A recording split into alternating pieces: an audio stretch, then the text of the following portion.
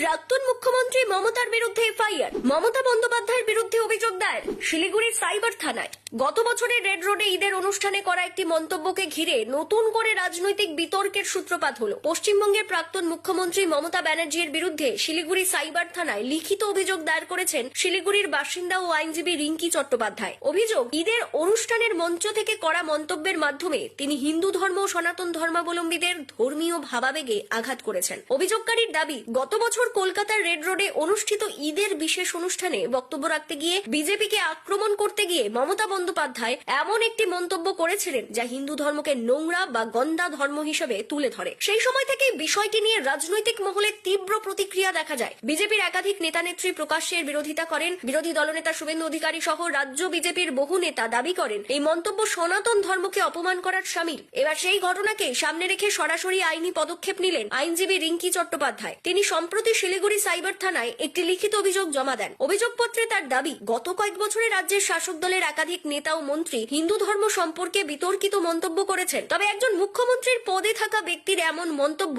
আরো বেশি দায়িত্ব জ্ঞানহীন বলেই তিনি মনে করেন। অভিযোগে আরো উল্লেখ করা হয়েছে, মুসলিম ধর্মীয় অনুষ্ঠানের মঞ্চ থেকে সনাতন ধর্মকে নোংরা ধর্ম বলে উল্লেখ করার মাধ্যমে দেশ বিদেশে বসবাসকারী হিন্দুদের ধর্মীয় অনুভূতিতে আঘাত করা হয়েছে। এই ধরনের মন্তব্য সামাজিক সম্প্রীতির পক্ষেও ক্ষতিকর বলে দাবি করেছেন অভিযোগকারী। সূত্রের খবর, মমতা বন্দ্যোপাধ্যায়ের বিরুদ্ধে ভারতীয় দণ্ডবিধির একাধিক ধারায় অভিযোগ দায়ের করা হয়েছে। শান্তিভঙ্গ, ইচ্ছাকৃত অপমান, মানহানি, বিদ্বেষমূলক মন্তব্য এবং ধর্মীয় অনুভূতিতে আঘাতের অভিযোগে মোট 5টি ধারায় নালিশ জমা পড়েছে বলে জানা গিয়েছে। যদিও এই ঘটনায়